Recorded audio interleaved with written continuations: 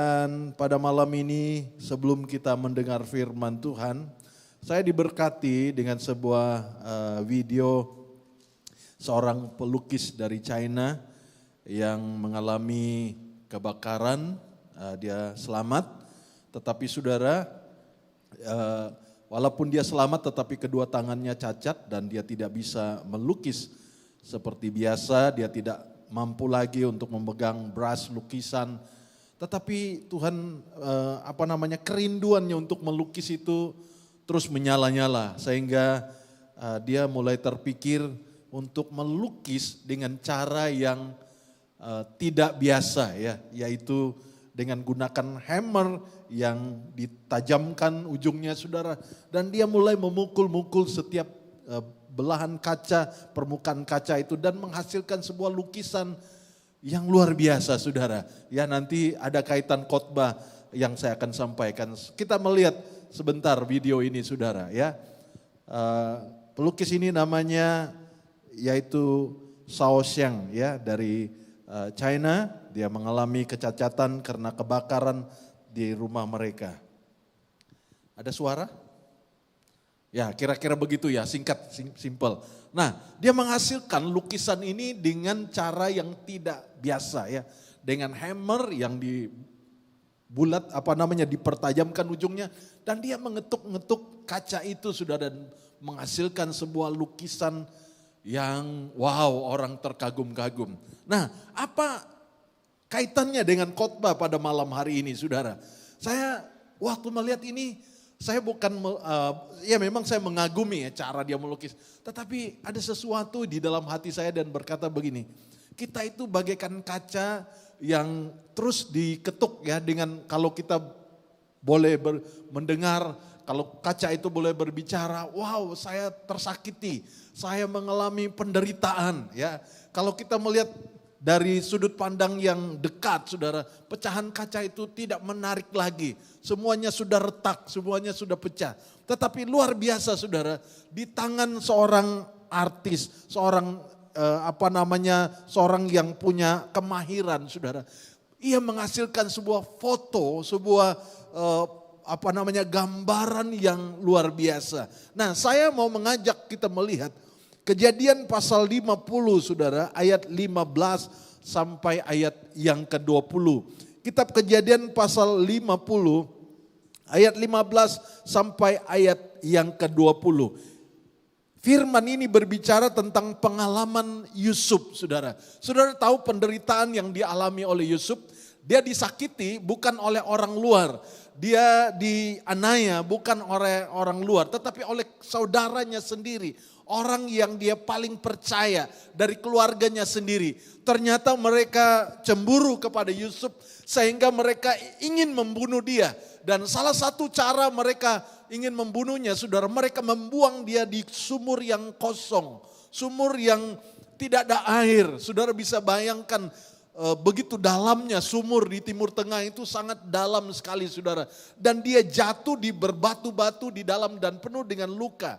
Dan tidak sampai di sana saja saudara, mereka menariknya keluar lalu menjual kepada orang Mesir saudara. Orang waktu itu saudara, ada hamba-hamba yang dijual. Yusuf menjadi salah satu budak yang dijual. Bayangkan penderitaan yang dia alami. Tetapi luar biasa, Yusuf punya gambaran yang saya katakan jarang sekali orang menemukan iman seperti Yusuf.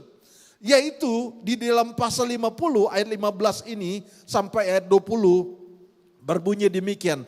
Ketika saudara-saudara Yusuf melihat bahwa ayah mereka telah mati, berkatalah mereka, boleh jadi Yusuf akan mendendami kita dan membalas sepenuhnya kepada kita segala kejahatan yang telah kita lakukan kepadanya. Sebab itu mereka menyuruh menyampaikan pesan kepada Yusuf. Sebelum ayahmu mati, ia telah berpesan, beginilah harus kamu katakan kepada Yusuf, ampunilah kiranya kesalahan saudara-saudaramu dan dosa mereka, sebab mereka telah berbuat jahat kepadamu. Maka sekarang ampunilah kiranya kesalahan yang diperbuat hamba-hamba Allah ayahmu. Lalu menangisilah Yusuf ketika orang berkata demikian kepadanya.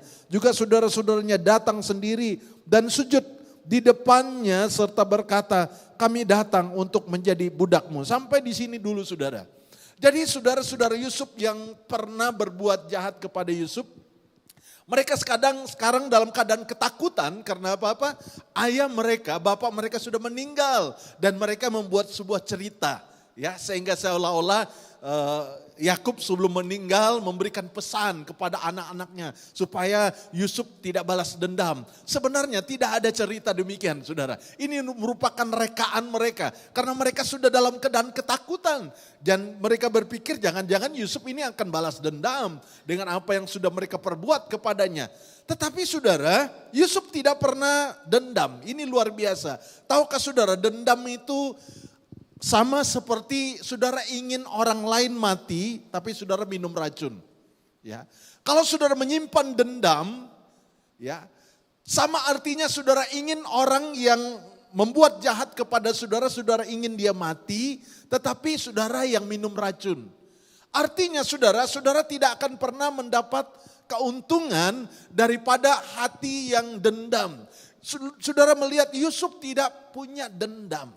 Ya, bilang sama orang sebelahmu, jangan dendam. Ya, kita sudah akhir tahun saudara, tinggal 1 bulan lebih, ya tinggal 2 bulan lagi lah kita akan mengakhiri tahun 2025 ini. Saya berharap kita melepaskan segala hal yang pahit, hal yang mungkin yang membuat kita struggle ya untuk melepaskan tahun ini. Sehingga kita berkata, ya tahun 2025 penuh tangisan, penuh penderitaan, penuh tersakiti, ya.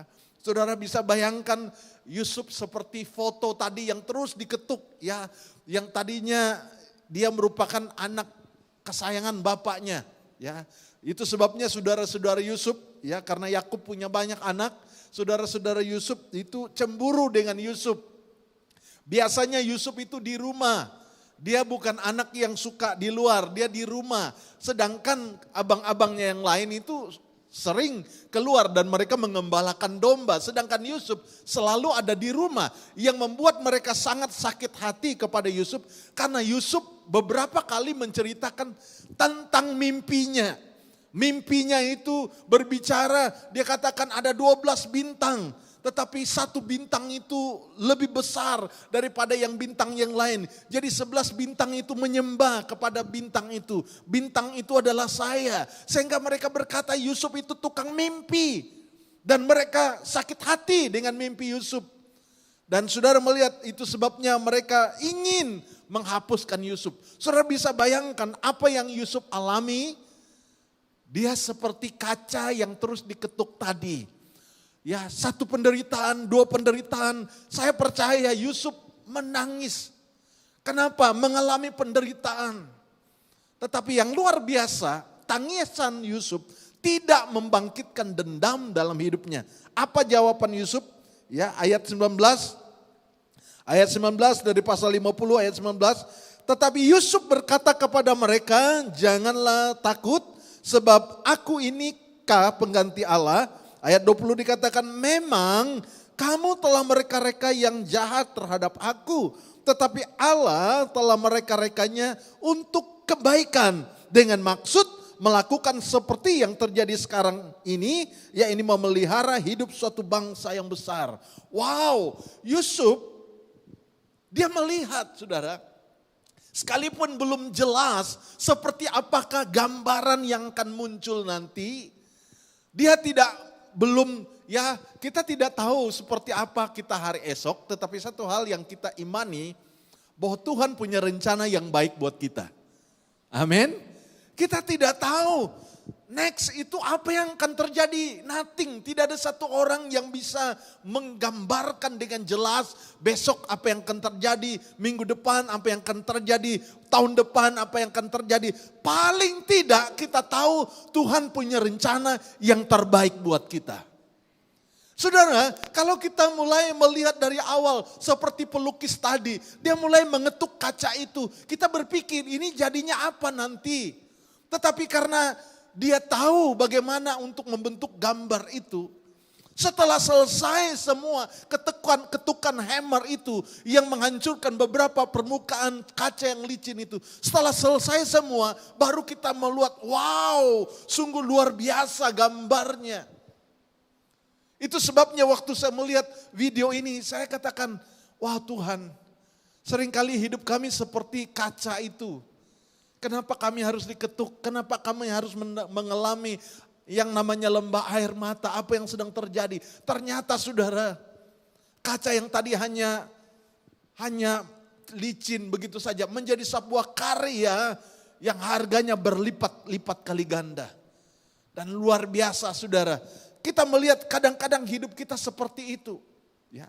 Kalau kita melihat andai kata Yusuf tidak mengalami proses itu. Yusuf hanya sebagai anak yang mungkin menjadi kesukaan bapaknya saja di rumah. Tetapi lewat proses itu Yusuf tidak hanya hebat dari keluarganya. Tetapi dia dapat menjadi dampak buat bangsa yang besar saudara. Kita seringkali saudara kita tidak mengerti. Seringkali kita bertanya kenapa ini terjadi. Kenapa penderitaan ini, kenapa air mata ini harus kami lewati. Ingat baik-baik. Bahwa Tuhan punya gambaran yang luar biasa buat engkau. Amin saudara. Seringkali kita seperti penggambar tadi katakan, yang kita lihat tadi. Kayaknya penderitaan, saya harus dihancurkan. Saya harus mengalami yang namanya air mata. Kesakitan, disakiti. Ya mungkin juga dilupakan dan sebagainya. Tetapi saudara percayalah, Tuhan punya rencana. Ya, jangan salah ya, bukan Tuhan yang melakukan, ya jangan saudara berkata, ini pencobaan datang dari Tuhan. Tidak, Tuhan izinkan terjadi dalam hidup kita. Tetapi karena kita punya iman saudara, hal yang buruk itu Tuhan dapat rubah menjadi sebuah rencana yang luar biasa. Amin. Ya, jangan saudara berkata, ya ini Tuhan lakukan sesuatu yang buruk buat saya. Tidak, Tuhan tidak pernah memberikan pencobaan kepada saudara. Tetapi kenyataan hidup kita. Saya mau tanya, kalau saudara tidak percaya kepada Tuhan, kira-kira ada masalah enggak dalam hidup kita? Ada persoalan enggak akan terjadi dalam hidup kita? Pasti ada. Yang namanya hidup di muka bumi ini pasti ada saudara. Ya, saya baru-baru ini nonton video di Indonesia, berita dari Indonesia. Ya, ini keluarga sederhana, keluarga masih muda, baru menikah, bukan baru menikah, ya keluarga masih muda lah, baru punya 2 anak kecil. Suaminya baru dapat lulus interview. Ya, saudara mungkin berpikir dia dapat kerja apa? Ya, kalau kita di sini majelis perbandaran lah. Ya di Indonesia namanya Satpol PP. Ya, majelis perbandaran. Suaminya dapat kerja di majelis perbandaran. Saudara tahu begitu dia dapat kerja majelis perbandaran, banyak orang tackle dia dan dia usir istrinya, dia cerai. Dengan istrinya baru anak 2. Ya, saudara sampai ya kalau di Indonesia bupati, menteri besar ya. Begitu dengar cerita itu karena heboh di multimedia, suaminya baru dapat kerja di majelis perbandaran langsung usir istrinya dengan 2 anak. Bupati di situ, menteri besar di situ, saudara, pecat dia. Ya, karena memalukan. Ya, bayangkan belum jadi toke, baru dapat kerja di majelis perbandaran. Dia cerai istrinya saudara, karena dia sudah di ini orang malum lah saudara, orang dari mungkin dari kampung dan sebagainya. Oh hebat ya, jadi akhirnya banyak dilirik-lirik orang saudara. Ya akhirnya dia pikir, wah saya harus ganti istri karena saya sudah dapat kerja bagus. Dan saudara melihat seringkali ya ada penderitaan walaupun saudara belum tidak percaya Tuhan. Jangan berpikir, ya kenapa ya kalau setelah saya percaya Tuhan, setelah saya setia, masalah ini datang. Engkau tidak percaya Tuhan pun, engkau tidak melayan pun, engkau tidak sungguh-sungguh di dalam Tuhan pun, masalah pasti ada. Tetapi yang luar biasanya, kalau kita di dalam Tuhan, masalah ada. Kalau engkau percaya, Tuhan rubah masalahmu itu menjadi suatu hal yang luar biasa. Membentuk engkau menjadi suatu figur yang hebat yang dipakai Tuhan dengan luar biasa. Itu bedanya saudara. Kalau kita di luar Tuhan, masalah itu terus berjalan. Akhirnya kita putus asa dan kecewa dan tidak ada harapan. Tapi kalau kita di dalam Tuhan, sekalipun ada masalah, persoalan ada. Tetapi kalau engkau tetap percaya bahwa ada Tuhan yang punya rencana dalam hidupmu, Tuhan merubah itu menjadi suatu rencana yang baik. Amin.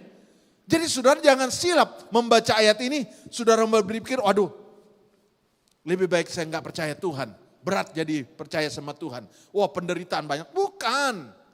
Tapi maksudnya saat engkau percaya kepada Tuhan, masalah itu pasti ada. Pergumulan itu pasti ada.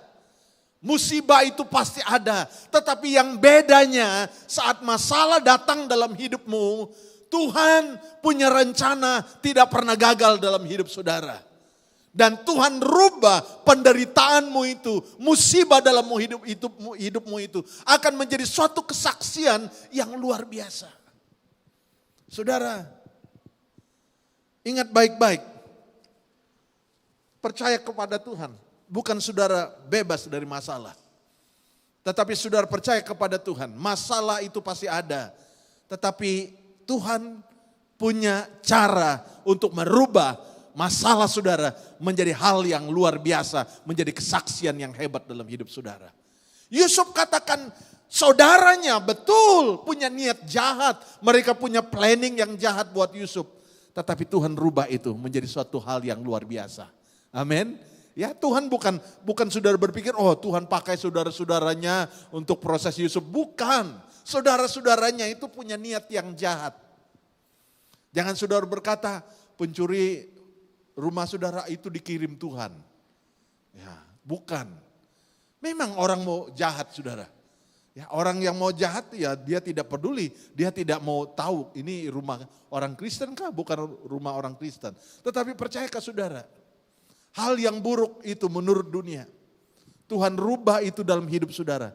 Menjadi suatu hal yang indah. Itu yang berbedanya saudara. Lalu kita melihat ada satu lagi kesaksian. Seorang yang mengalami musibah dalam hidupnya. Yaitu Ayub, saudara. Ayub pasal 42 ayat 10. Ayub pasal 42 ayat 10 berbunyi demikian. Lalu Tuhan memulihkan keadaan Ayub setelah ia meminta doa untuk sahabat-sahabatnya. Dan Tuhan memberikan kepada Ayub 2 kali lipat dari segala kepunyaannya yang dahulu. Saudara melihat, Ayub seorang yang benar di mata Tuhan. Tetapi dia mengalami proses yang berat. Proses yang dialami Ayub, saudara, dalam satu hari dia bangkrut, dia bankrupt. Dalam satu hari dia kehilangan semua anaknya. Dan tidak lama selepas itu dia mengalami sakit yang parah. Saudara, orang bankrupt mungkin perlu waktu ya, beberapa minggu kah, berapa bulan. Tapi Ayub dalam satu hari dia bankrupt. Semua hartanya habis. Anak-anaknya dalam satu hari habis. Penderitaan yang dialami oleh Ayub. Ya. Bahwa kita melihat bahwa luar biasa. Dan Alkitab berkata di pasal awal-awal pasal.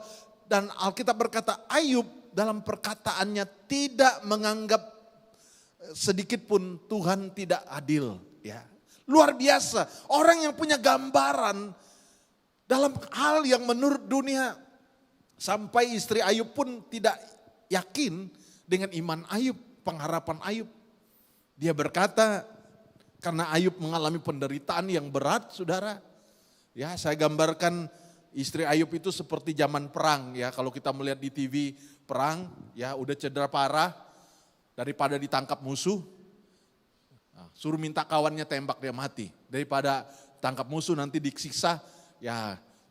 Begitulah saudara, tetapi Ayub punya iman, dia berkata, dengan telanjang saya datang, dengan telanjang juga saya pulang. Dia percaya bahwa Tuhan tidak melakukan sesuatu yang tidak adil. Pasti ada rencana, pasti ada sesuatu yang dia tidak pahami. Ya. Sama seperti kaca tadi, kalau kaca itu boleh berbicara, kenapa saya harus dipukul, kenapa saya harus diretak. Kenapa pecahan-pecahan yang tajam ini menimpa saya? Tetapi setelah semuanya selesai, barulah kita melihat keindahan di sebaliknya. Oleh sebab itu saudara, saat engkau mengalami penderitaan, jangan takut. Percaya saja. Jangan takut saudara. Tetap yakin bahwa Tuhan punya rencana yang ajaib buat saudara. Itu sebabnya pada malam ini kita melihat Ayub. Ya, dia tidak punya pikiran bahwa Tuhan tidak adil. Memang dia tidak paham, dia tidak mengerti. Kenapa? Bukankah saya sudah setia? Bahkan kita melihat Alkitab berkata bahwa tidak ada seorang pun seperti Ayub. Seorang yang taat, seorang yang jujur, seorang yang bersih. Tetapi saudara, bukan berarti dia tidak terlepas dari masalah. Dari sini kita belajar. Bukan berarti kesetiaan kita membuat kita bebas dari masalah. Bukan. Tetapi yang menariknya, persoalan itu tidak menggagalkan rencana Tuhan dalam hidup saudara. Amin. Itu yang harus kita sadari. Mungkin sekarang saudara tidak paham kenapa ini terjadi. Why? Sebagai anak Tuhan, saya percaya saudara pun bertanya, kenapa ini menimpa kami? Kami tidak siap. Kami belum bersedia. Namanya masalah saudara, dia tidak datang memberitahu kepada saudara. Sister, brother, nanti tanggal sekian, bulan sekian, jam sekian, nanti saya datang ya, kamu siap-siap ya. Tidak ada saudara. Tidak ada yang tahu saudara. Ya. Sama seperti kami mau ke gereja tadi. Istri saya sama anak saya pergi beli sesuatu untuk youth besok saudara. Dan mereka parking kereta dia, karena saya agak sedikit ke tengah. Dan waktu kami mau ke gereja, saya mau kasih mundur itu kereta supaya kami boleh keluar. Apa yang terjadi semua, saudara? Semua shutdown, ya. Remote tidak boleh jalan, pintu tak boleh buka, ya. Mau ke gereja ini, ya, mau ke gereja, ya. Anak saya bilang, kami baru pulang. Kenapa yang terjadi? Ya, memangnya pendeta tumpang tangan langsung keretanya hidup, saudara? Enggak, ya. Akhirnya cari akal bagaimana, ya. Puji Tuhan, Tuhan berikan skill driver yang bagus buat saya. Sehingga cuma berapa inci saja saudara boleh lewat, ya. Nah, itu yang saudara melihat. Kadang-kadang kita terpikir semuanya udah prepare dengan baik, semuanya semua lancar, tapi tiba-tiba shutdown. Ya, tidak ada yang beritahu. Ya, kereta itu tak kasih tahu sama kami. Bos, nanti jam sekian saya shutdown tahu kalau standby ya. Tidak ada saudara. Masalah pun sama. Dia tidak akan beritahu saudara kapan. Tapi percayakan saudara, yang menurut saudara merugikan, yang menurut saudara, ya saudara belum bersedia dan sebagainya. Ingat baik-baik, Alkitab berkata, tidak ada sehelai di rambut kepalamu yang jatuh ke bumi tanpa sepengetahuan Tuhan. Itu yang luar biasa. Apa yang terjadi kepada Ayub? Apakah Tuhan tidak melihat? Apakah Tuhan tidak peduli? Tetapi di sebalik penderitaan Ayub yang Tuhan izinkan terjadi dalam hidupnya, Tuhan sudah punya planning yang luar biasa buat Ayub. Ya. Kalau kita terus mengetahui apa yang akan terjadi kepada Ayub di ayat yang ke-10, kita pasti berkata, udahlah saya terima, saya bersedia mendapat musibah, mendapat persoalan. Ya, karena kita tahu endingnya seperti apa kan. Ya, pasti semua kita mau. Tetapi sebelum kita tahu itu, saudara tanya-tanya, ini kalau tidak ada terjadi sesuatu bagaimana? Ya. Kita melihat saudara, kadang-kadang persoalan hidup kita tidak ada yang kita dapat gambarkan seperti apa. Karena rahasia hidup kita itu sebuah rahasia ya. Tidak ada satupun yang tahu. Tetapi satu hal, Ayub yakin betul Tuhan punya rencana. Haleluya. Ya, mungkin saat ini engkau tidak tahu saudara. Engkau tidak memahaminya. Engkau tidak mengerti. Tetapi ingat baik-baik, penderitaanmu bukanlah sebuah sia-sia. Bukanlah sebuah peristiwa yang hanya membuat hidupmu berat. Tetapi proses yang kita tidak mengerti. Haleluya. Proses itu tidak mudah. Ya, Tidak mudah saudara. Tetapi proses itu seizin Tuhan untuk membentuk kita menjadi orang-orang yang hebat. Khotbah saya hari Minggu yang lalu. Ya, bahwa sungguh proses itu tidak mudah. Tetapi Tuhan punya rencana, Tuhan punya planning. Dan planning Tuhan dalam hidup kita. Tidak ada satupun rencana Tuhan gagal. Haleluya. Itu sebabnya saudara, jangan kita tenggelam dengan persoalan yang kita alami. Persoalan yang kita hadapi ini jangan sampai membuat kita stuck. Jangan sampai membuat kita terhambat untuk maju. Jangan sampai kita tidak bertumbuh dan yang muncul dalam hidup kita kekecewaan, dan kekecewaan. Ya, kita melihat seringkali saudara, iblis menaburkan kata-kata yang membuat kita berputus asa. Iblis selalu menipu supaya kita tidak percaya kepada Tuhan. Dia tahu tidak ada satupun rencana Tuhan gagal. Itu sebabnya dia berusaha untuk menipu kita. Untuk membohongi kita. Supaya kita percaya apa kata dunia. Saudara ingat baik-baik. Engkau dipilih Tuhan. Bukan engkau yang memilih Tuhan. Amin. Kalau saudara musim buah, saya bilang sama anak saya, nak, karena selalu diskus, ya, dia belum punya pacar, diskus pasal pacar. Saya bilang sama dia, kalau kita beli buah, biar sikit pun rusak buah itu, kita pasti nggak mau beli. Kita cari buah yang the best, yang terbaik. Ada nggak saudara kalau beli buah, nggak apa-apa lah sedikit buruk, masih boleh dimakan yang sebagian. Ya. Ada nggak? Saya percaya saudara nggak mau beli buah seperti itu. Semua saudara pilih pasti yang terbaik, yang bagus, tidak mau pilih yang ada rusak. Saya bilang itu buah loh, makan sebentar. Jangankan pacar, untuk calon ke depan pasangan hidup. Ya. Jangan sampai ada, nggak apa-apa dia marah-marah itu hatinya baiklah, kepala otak kau. Ya. Kau lihat hati dia. Ya. Kalau dia sudah marah-marah waktu kau pacaran, tunggu sampai kau nikah, dia lebih pemarah lagi. Lebih baik putus sekarang. Ya, daripada nanti saudara bilang, aduh pastor saya salah kawin, ya, salah nikah. Anak saya bilang, aduh itu cowok sabar Dad. Wah sabar, kau baru ketemu dia. Ya, dia belum nampak, dia punya itunya belum kelihatan sepenuhnya. Ya. Makanya selalu di konseling pernikahan kami selalu tanya, pernah gaduh tidak? Oh mereka bilang pernah gaduh. Bagaimana? Bagaimana menyelesaikan masalah? Oh ada ngamuk-ngamuk gak dia? Ya. Jangan pikir anak orang lain susah. Ya. Saudara melihat bahwa Ayub, dia percaya betul Tuhan punya planning sekalipun dia tidak mengerti. Bayangkan saudara, siapakah orang yang mengalami penderitaan seperti Ayub? Dalam satu hari dia bankrupt, habis semua. Dalam satu hari juga dia mengalami musibah, anaknya semua meninggal. Ya, saya pikir tidak ada satu orang tua, mak bapak yang tahan menghadapi musibah yang seperti itu. Tidak ada penderitaan, tetapi luar biasa Ayub tidak pernah berpikir bahwa Tuhan tidak adil. Ada sesuatu yang tidak dia pahami, tapi dia selalu berkata pasti ada rencana Tuhan.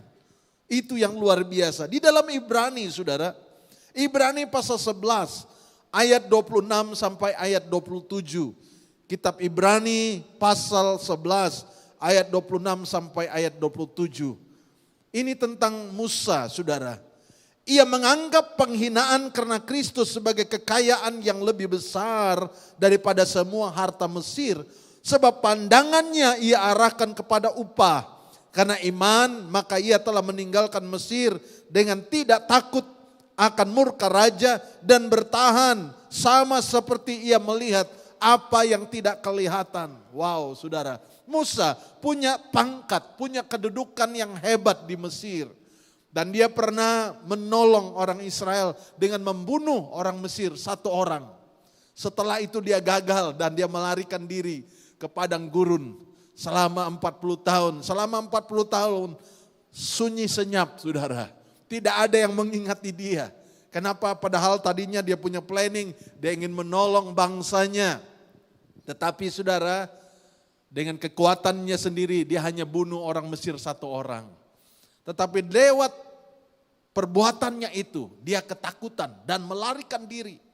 40 tahun. Sepertinya ada kekecewaan yang terjadi kepada Musa. 40 tahun di padang gurun. Ya saudara, saya pernah ke sebuah pulau. Kami dengan kapal, adik ipar saya waktu itu ke sebuah pulau. Dan kami tiba di sana. Dan kami bilang, wow cantik ini pulau, jernih airnya. Lalu yang kapten kapal itu dia bilang sama saya begini. Kamu kalau tinggal di sini, paling hebat hanya 3 hari saja. Lepas itu kau bosan. Dia bilang 3 hari kau masih terkagum-kagum. Wah pantainya bagus, wah jernih. Dia katakan kamu hanya paling lama tahan 3 hari. Lepas itu kau pasti tidak tahan. Saya bilang kenapa? Dia bilang sunyi. Tidak ada orang. Ya. Tidak ada supermarket. Tidak ada mall. Tidak ada kereta. Pulaunya kecil saudara. Mau cari air jauh. Sunyi, itu pulau loh saudara. Apalagi padang gurun, gersang, tempat yang kering. Musa 40 tahun di padang gurun, tidak ada sesuatu yang terjadi dalam hidupnya selama 40 tahun. Kira-kira saudara, bukankah kita boleh berkata, wah kalau kita ada di posisi Musa kita berkata, saya sudah berdoa pastor 40 tahun, tidak ada bunyi apa-apa. Ya. Kalau Tuhan masih ada batuk-batuk selama 40 tahun masih ada dengar dia wah kita masih ada Tuhan. Saya dengar dia ada batuk-batuk. Ini 40 tahun tak ada terjadi apa-apa. Kira-kira masih mau berdoa? Hello? Ya. Masih mau berdoa? Saya katakan ya kami belum sampai 40 tahun. Kami 3 tahun berdoa buat anak kami saudara. Ya mau apply student pass-nya, mau sekolah ke Australia, 4 tahun, nothing happen. 3 tahun saya bilang, 3 tahun nothing happen. Tapi setiap pagi kami berdoa seolah-olah minggu depan dia jalan saudara. Jadi berdoa besok, kita berdoa seperti minggu depan dia sudah jalan. Ya. Kayak saya seolah-olah udah bungkus-bungkus packing bag saudara. Ya, minggu depan dia berangkat ya. Tapi tidak ada bunyi, tidak ada respon, tidak ada jawaban. 3 tahun loh saudara. Musa 40 tahun. Tidak ada sesuatu yang terjadi. Baru setelah itu saudara, dia melihat ada semak yang terbakar setelah 40 tahun. Wow, saudara bisa bayangkan apa yang terjadi kepada Musa. Musa berpikir kayaknya salah panggilan ya. Kayaknya enggak ada Tuhan panggil. Kayaknya mungkin saya miscommunication waktu itu ya. Kayaknya mungkin ya.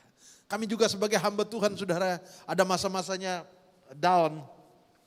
Kita pikir-pikir apa waktu itu kita salah dengar kayaknya ya. Mungkin kita terlalu bersemangat, emosi. Ya. Kita mulai berpikir kayaknya enggak ada Tuhan panggil deh. Kami sebagai hamba Tuhan jangan saudara berpikir kami super. Tidak, ada masanya dalam keadaan yang struggle. Kami mulai bertanya, betulkah ada Tuhan panggil? Jangan-jangan waktu itu, waktu saya tinggalkan pekerjaan di Singapura, saya dalam hati, kayaknya saya terlalu emosi. Ya. Kita seperti meragukan panggilan itu. Saya pernah bersaksi kepada saudara, waktu saya kaum muda di Singapura, saudara, waktu saya berdoa satu pagi, karena saya ambil komitmen 2 jam sebelum gereja ibadah mulai, saya ambil komitmen 2 jam berdoa di loteng tingkat 4. Waktu saya berdoa itu tiba-tiba seperti kilat, seperti ya petir begitu, kayak pss, Gambarnya seperti itu, saya seperti berdiri di hadapan banyak orang waktu itu. Saya nggak mengerti apa penglihatan ini. Saya berpikir mungkin saya terlalu banyak angan-angan dan tiba-tiba waktu saya berdoa, tiba-tiba seperti gambar seperti itu. Saya berdiri, saya mulai bertanya. Mungkin saya terlalu emosi, terlalu excited jadi anak Tuhan. Sampai saya sepertinya melihat padahal tidak melihat. Ada masa-masa seperti itu kami meragukan, betulkah Tuhan panggil kami jadi hamba Tuhan? Ya. Anak saya, dia punya pangkat di PGB, di Kalvari bahasa Malaysia sudah ada struktur, siapa ketua, ya, wakil ketua, siapa bendahara.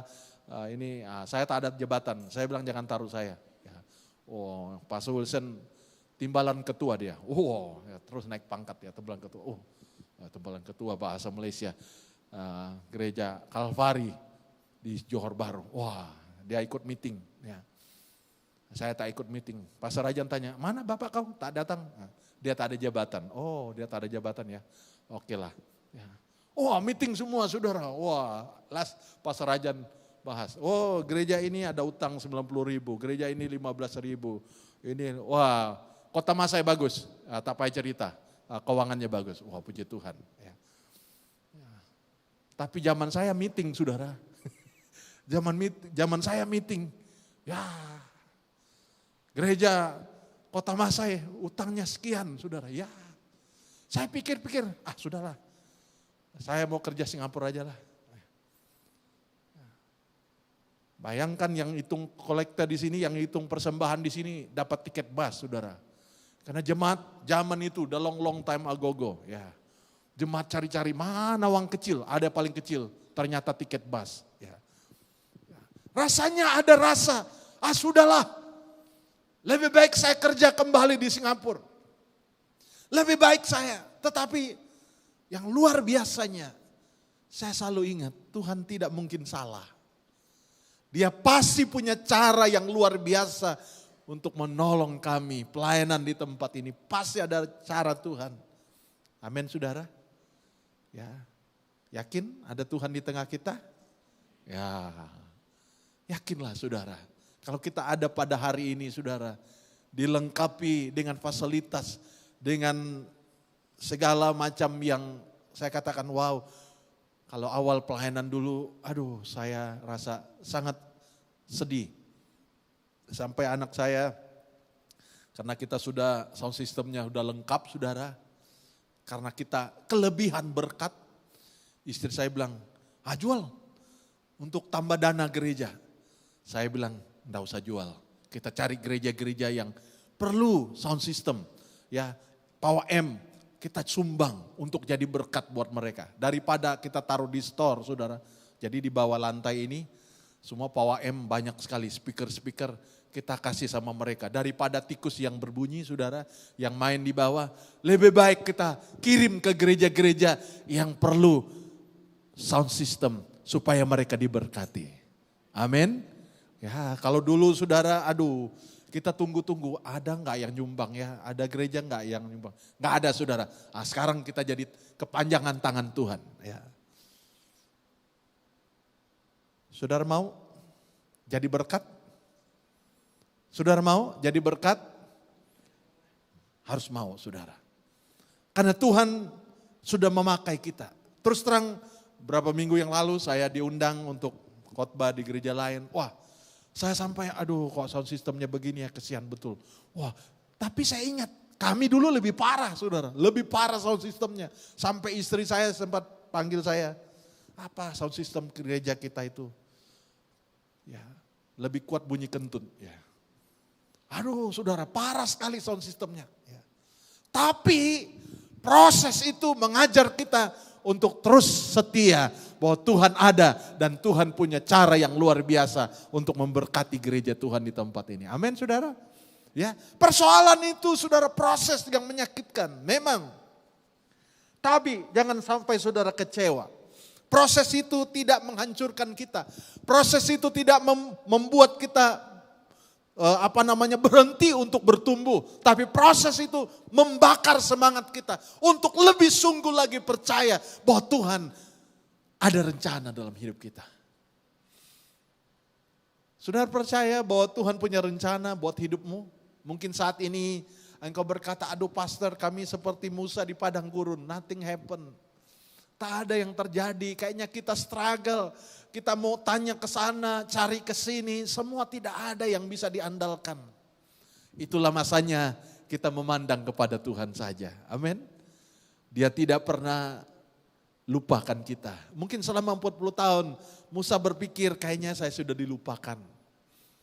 Karena selama 40 tahun tidak ada sesuatu yang terjadi. Bisa, Musa sebagai manusia biasa, dia bisa kecewa saudara. Kayaknya ini saya sudah salah jalan. Saya sudah ambil keputusan yang salah. Coba kalau saya kembali ke Mesir kan saya masih punya kedudukan yang hebat di Mesir. Tapi luar biasa, Musa tidak pernah kecewa. Alkitab berkata, Musa menganggap penghinaan karena Kristus sebagai kekayaan yang lebih besar daripada semua harta Mesir. Dia punya pandangan saudara. Karena ayat yang ke-27 bagian B itu luar biasa. Dikatakan seperti ia melihat apa yang tidak kelihatan. Saya boleh katakan ini visi, ini mimpi. Ya, saudara punya mimpi dalam hidup saudara? Ya, saya selalu katakan mimpi itu free. Bilang sama orang sebelahmu, mimpi itu free. Ya, nggak ada yang larang, sis, brother, jangan mimpi ya, itu hak saya. Kalau kamu mimpi, kamu bayar ya dengan saya, bayar royaltinya. Nggak ada saudara. Ya, tapi mimpinya bukan mimpi kosong saudara. Adalah impian. Kalau saudara sakit, saudara mimpi, one day saya sembuh. Amin.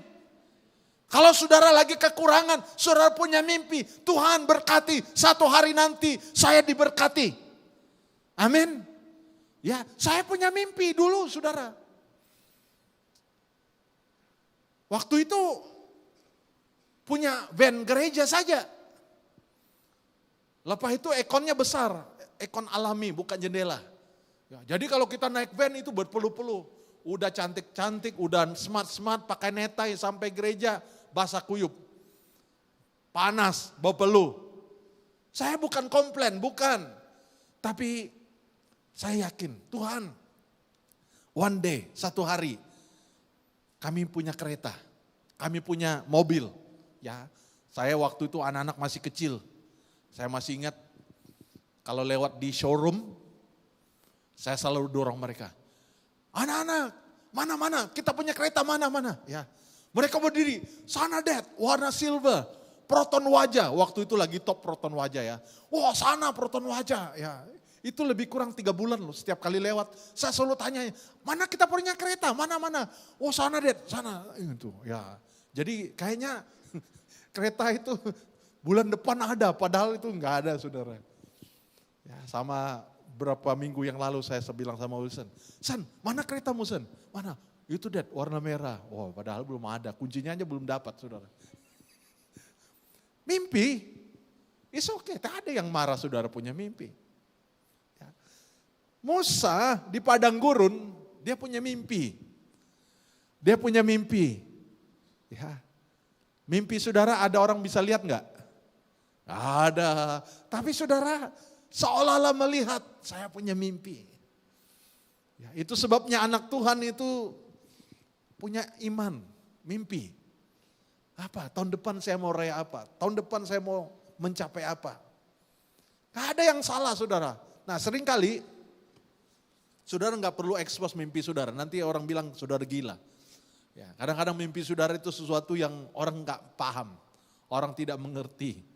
Ya, waktu anak saya mimpi mau sekolah ke Australia, abangnya bilang, udahlah kamu ke Kuala Lumpur saja.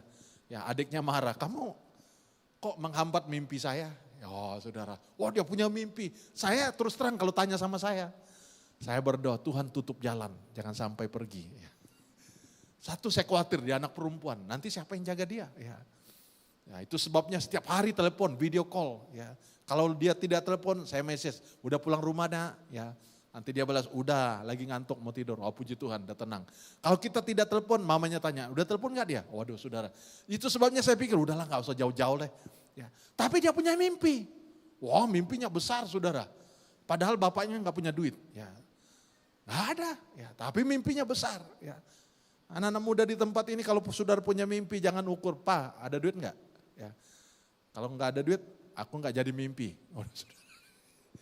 Percayalah saudara, anak Tuhan, Tuhan tahu apa yang menjadi kerinduan saudara. Amin. Ya, itu sebabnya Musa punya mimpi. Di mana dia mimpi? Di padang gurun. Di mana tempat yang tidak ada harapan, kering, dia punya mimpi. Alkitab berkata, ia menganggap penghinaan karena Kristus sebagai kekayaan yang lebih besar daripada semua harta Mesir. Sebab pandangannya ia arahkan kepada upah. Waktu itu dia ada di kedudukan yang terbaik, jabatan yang bagus. Tapi dia tinggalkan itu, dia melihat apa yang Tuhan rencanakan dalam hidupnya. Luar biasa saudara.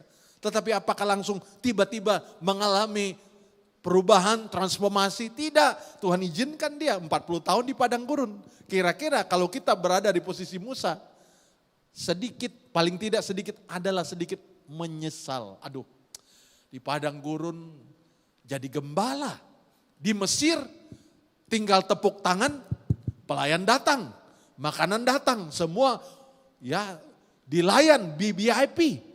Di Mesir dia kuli. Bayangkan saudara, suatu keadaan yang berbeda sekali, tetapi dia tetap punya mimpi yang luar biasa. Itu sebabnya kalau mimpi di tengah-tengah keadaan sukses, nah itu bukan mimpi namanya saudara. Ya, tapi saat kita nggak punya apa-apa, saat kita di padang gurun, kering, nggak punya andalan, tapi saudara berani punya mimpi, itu hebat. Amin. Haleluya. Ya, percayalah saudara. Mimpimu Tuhan yang dengar saudara. Anak-anak muda yang tidak punya pacar, belum punya pacar. Mimpilah punya pacar yang baik saudara. Ya, Bapak Gembala saudara dulu belum punya pacar, dia punya mimpi. Tuhan kirim saya girlfriend. Ya, saya nggak berani take keluar perempuan saudara, saya pemalu. Ya, kalau sekarang ya lain saudara. Dulu saya berani, malu. Mau lihat perempuan itu saudara, mau tatap matanya, aduh saya nggak berani saudara. Saya buang muka, saya lihat pergi lain nggak berani. Jadi saya pikir kapan saya punya girlfriend. Ya. Tapi saya bilang sama Tuhan, besok saya ulang tahun, 21 tahun tapi belum punya girlfriend. Tuhan kirimlah saya girlfriend Tuhan. Ya. Sambil saya doa petang itu saudara ketawa-ketawa, tapi karena saya malu, aduh, tapi saya mau ungkapkan sama Tuhan. Bayangkan jam 11.30 malam itu, telepon di rumah tempat kerja saya. Ya karena saya tinggal di sebelah tempat kerja, telepon bunyi. Waktu saya angkat, wah suara perempuan. Halo, selamat malam. Ya, selamat malam. Ya, happy birthday. Oh makasih ya, makasih. Oh, wah. Lalu dia kenalkan, nama saya Sally. Oh Sally ya, oh ya makasih ya. Aduh terima kasih. Ya, ternyata jadi mamanya Wilson sekarang saudara.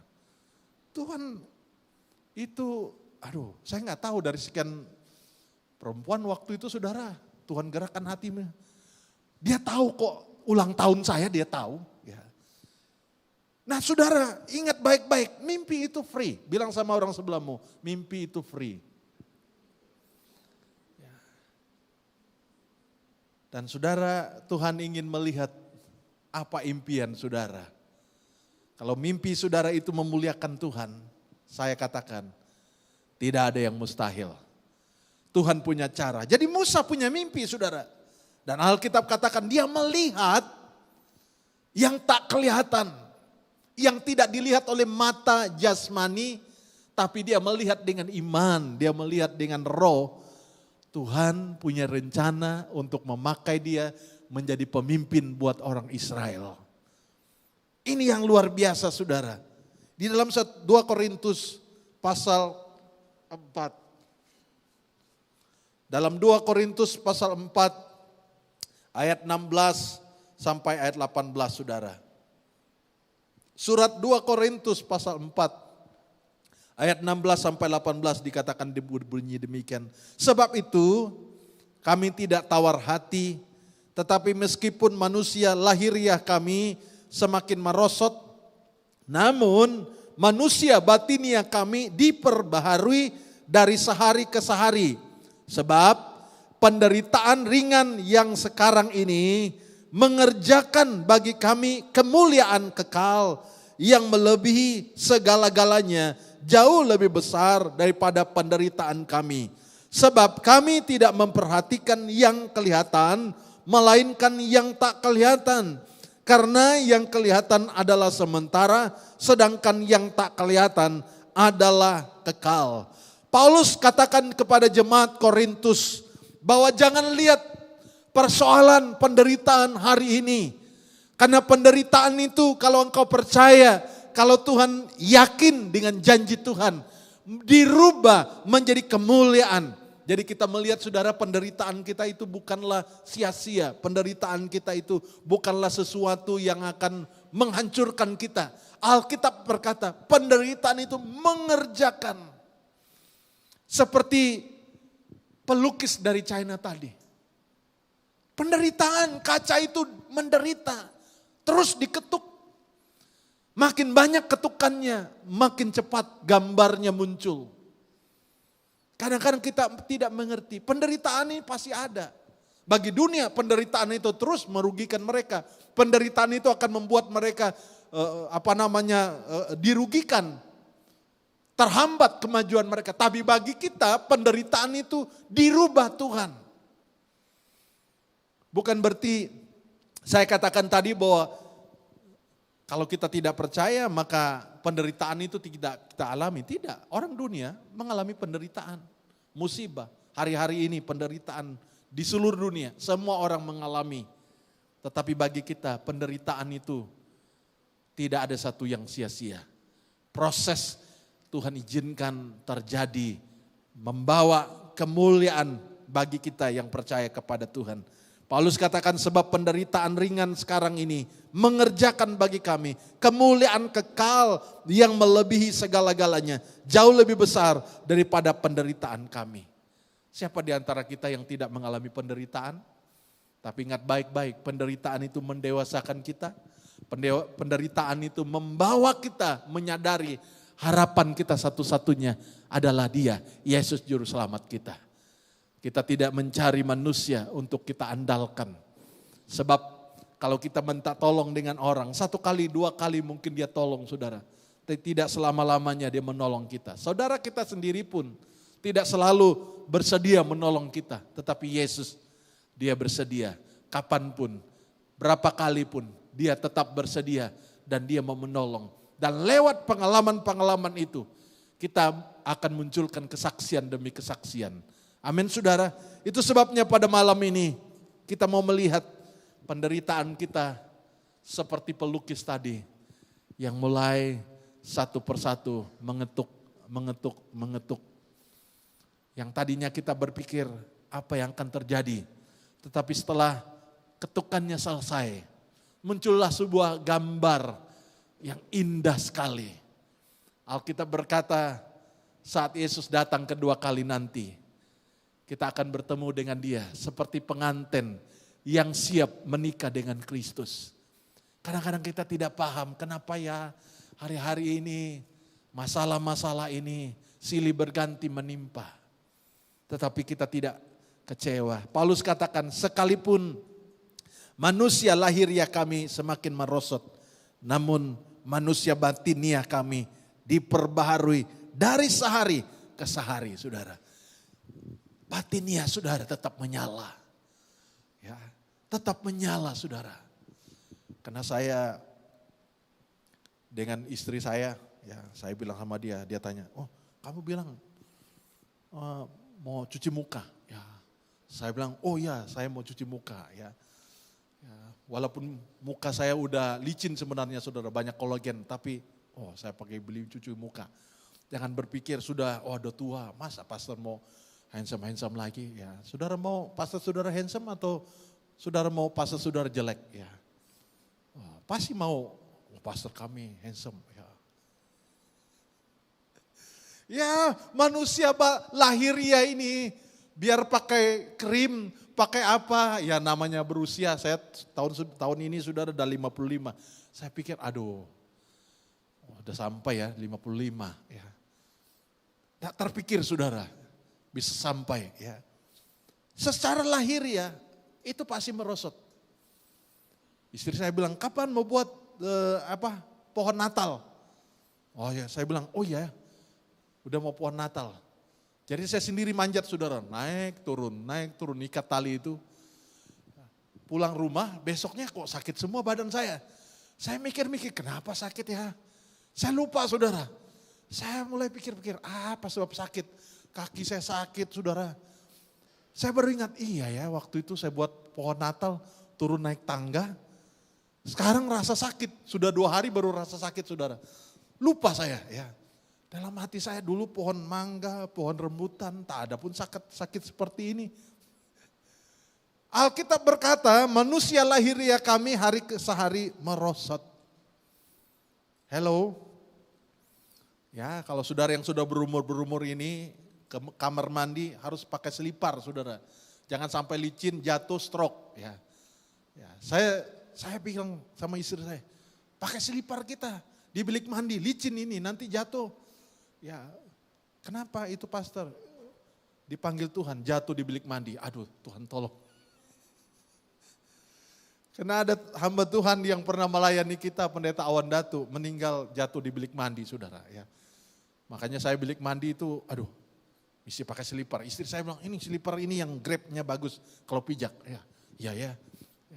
Kenapa? Kita ini kalau dulu masih muda, tergelincir itu cepat, saudara, cerdas. Kalau sudah tua ini jatuhnya kayak pohon nangka, kayak biji nangka, bup. Nggak ada sempat-sempat mau balik badan kah, karena badannya sudah seperti nangka. Jadi begitu jatuh, ya. Alkitab berkata, manusia lahiriah kami merosot. Mau ditampal apa? Merosot, saudara. Percayalah, tapi ini yang kita perlu perhatikan. Manusia batiniah kami diperbaharui dari sehari ke sehari. Ada haleluya? Ya, gak usah bilik mandi lah. Kan saya penyambut tamu di depan situ kalau pulang jemaat Tuhan. Saya lihat itu antara ruang ibadah dengan di luar itu cuma step cuma berapa. Saya lihat yang tua-tua yang berumur, saya bilang bukan tua yang sudah berusia. Lihat step itu ragu. Kalau yang muda mah jalan gini aja. Tapi yang sudah berumur, yang ada umur, wah jangan salah pijak. Salah pijak 2 minggu sakit kaki. Saya kadang-kadang iya ya. Cuma berapa tinggi saudara. Kita dulu dari pohon mangga jatuh nggak apa-apa. Saya masih ingat jatuh dari atap rumah waktu itu tinggi sekali. Saya lupa umur belasan tahun. Jatuh dari atas atap. Jatuh berdiri saudara. Saya dalam hati, wah kayak komando saya. Ya. Gak apa-apa, gak pergi rumah sakit. Ya. Tapi sekarang jauh kayak gitu, aduh Tuhan tolong. Gak mungkin balik kayaknya. Ya. Nah saudara melihat Paulus katakan, manusia lahiriah kami merosot. Tapi yang lahiriah merosot, batiniah diperbaharui saudara. Semangatnya, luar biasa. Sekalipun ada kesusahan, sekalipun ada pergumulan, semangatnya menyala-nyala. Haleluya, amin. Puji Tuhan saudara, saya tidak perpanjangkan firman Tuhan. Kita bangkit berdiri bersama-sama, kita nyanyikan, bagi Tuhan tidak ada yang mustahil. Saudara, mungkin saudara melewati lembah air mata. Saudara melewati lembah yang namanya pencobaan. Beban berat, tetapi ingat baik-baik, Tuhan punya rencana yang luar biasa. Yang sekarang mungkin kita belum melihat. Seperti apakah gambaran yang Tuhan nampakkan kepada kita. Kita belum lihat mungkin. Tetapi dengan iman kita berkata, Tuhan punya rencana buat hidup saya. Tuhan punya planning yang luar biasa buat saya. Haleluya, haleluya. Terima kasih Tuhan, terima kasih. Bagi Tuhan.